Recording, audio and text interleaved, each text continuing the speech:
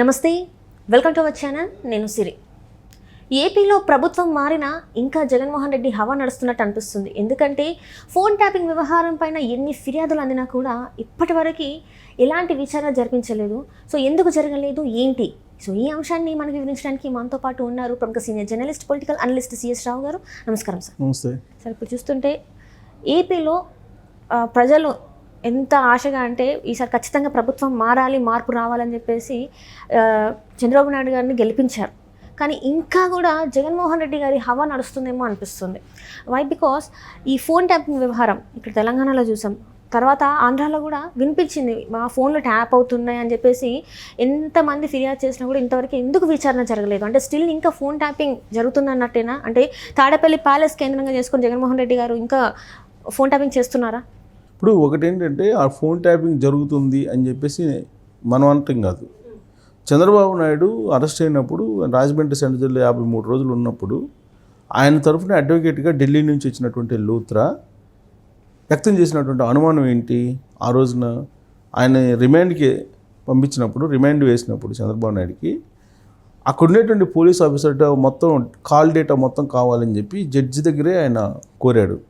ఇక్కడ ఏదో జరుగుతుంది, నాకు అందరి కాల్ డేటాలు కావాలి, ఫోన్ ట్యాపింగ్లు జరుగుతున్నాయి, లేదంటే ఎవరికి ఫోన్ చేశారు ఈ రిమాండ్ విధించేటువంటి సమయంలో అనేది తనకి కావాలని చెప్పేసి ఆయన రిక్వెస్ట్ చేశాడు కోర్టుని.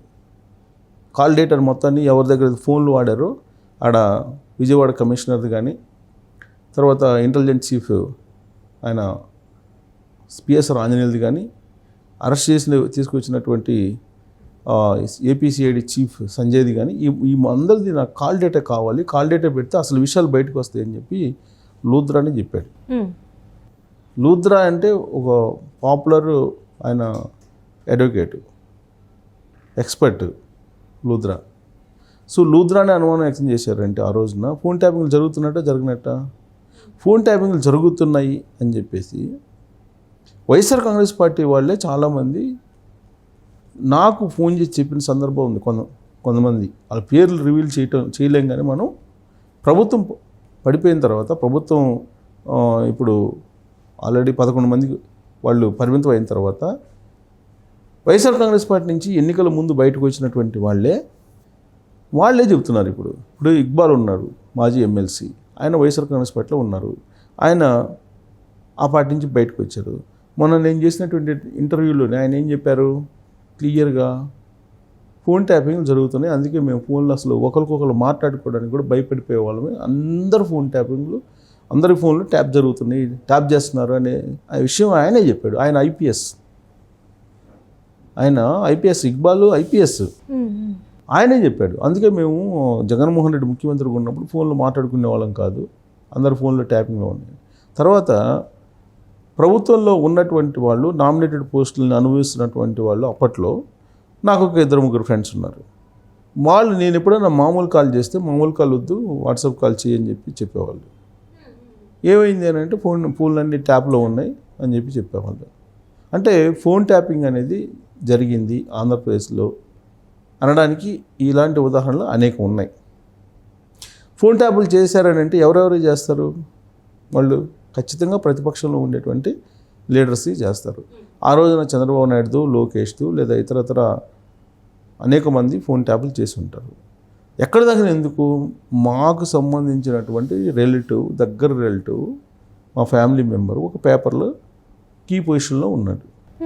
ఆయన నాతోటి మాట్లాడటానికి కూడా భయపడిపోయాడు. ఫోన్ ట్యాపింగ్లో ఉంది, మామూలు విషయాలు అయితే ఓకే, ఇతర విషయాలు మనం ఫోన్లో వద్దు, కలిసినప్పుడు మాట్లాడుకుందాం అని చెప్పి ఒకరోజు భయం కాదు. ఇప్పుడు ఒకరికొకరు ఫోన్ చేసినప్పుడు రకరకాల ఇష్యూస్ మాట్లాడుకుంటారు. వాళ్ళు ఏం మాట్లాడుతున్నారని చెప్పేసి మూడో చెవి ఉంటుంటే మరి అన్ని ఫ్రీగా మాట్లాడుకోలేరు కదా ఎవరైనా. ఇప్పుడు ఏమీ లేకపోవచ్చు. రైట్. అంటే ఇప్పుడు నేను అడిగేది ఏంటంటే జగన్మోహన్ రెడ్డి హయాంలో ఎందుకు ఫోన్ ట్యాపింగ్, ఎందుకు వాళ్ళు కరెక్ట్ యాక్షన్స్ తీసుకోలేకుండా ప్రతి ఒక్కరు మీరు ఇట్లా నిఘా పెట్టి వాళ్ళు మాట్లాడుకునేది వినడానికి ఎందుకు అంత ఉత్సాహం చూపెట్టారు వాళ్ళు? అసలు ఇప్పుడు వాళ్ళందరినీ కంట్రోల్లో తీసుకోవాలి, ఎవరేం చేస్తున్నారో అనేది అర్థం కావాలి.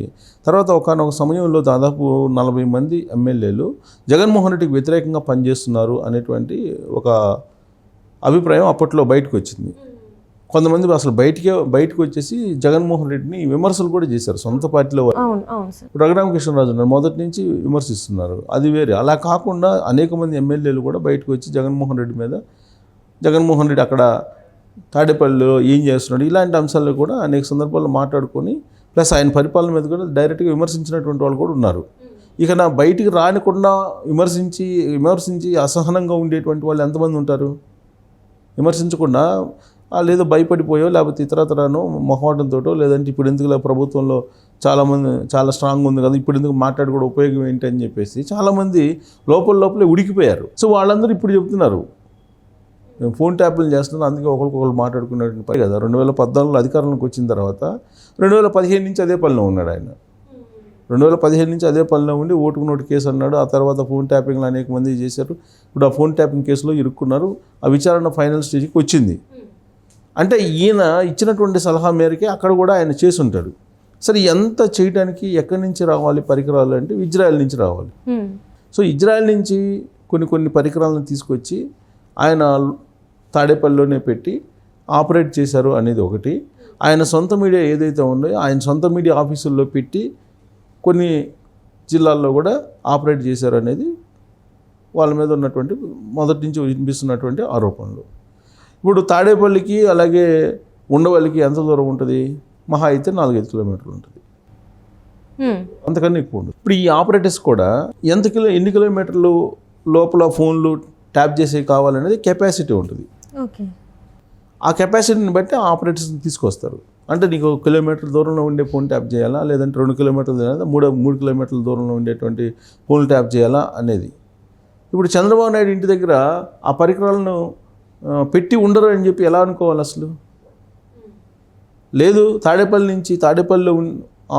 తాడేపల్లిలో ఇంతవరకు ఎవరు లోపలికి పోయి అక్కడ ఏముంది అనేది ఎవరు చూడలేదు కదా. కొంతమంది రకరకాలుగా చెప్తున్నారు నేల మాలిగలు ఉన్నాయి, మొత్తం బ్లాక్ మనీ డబ్బు అంతా కూడా అక్కడ పెట్టారు, డంపులు అన్నీ ఉన్నాయి అని చెప్పి కొంతమంది అంటారు. సో ఇలా రకరకాలుగా ఏది చెప్పినా కానీ అక్కడికైతే పోయి చూసిన వాళ్ళు ఎవరు లేరు కదా.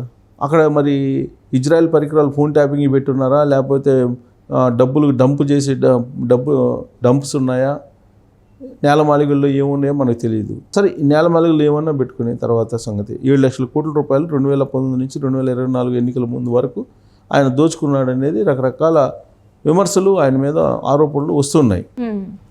అసలు ఇప్పుడు ఫోన్ ట్యాపింగ్ గవర్నమెంట్ మారింది, చంద్రబాబు నాయుడు ముఖ్యమంత్రి అయ్యారు, అయినప్పటికీ కూడా ఫోన్ ట్యాపింగ్ ఇంకా జరుగుతుంది అనేటువంటి అనుమానాలు వస్తున్నాయి.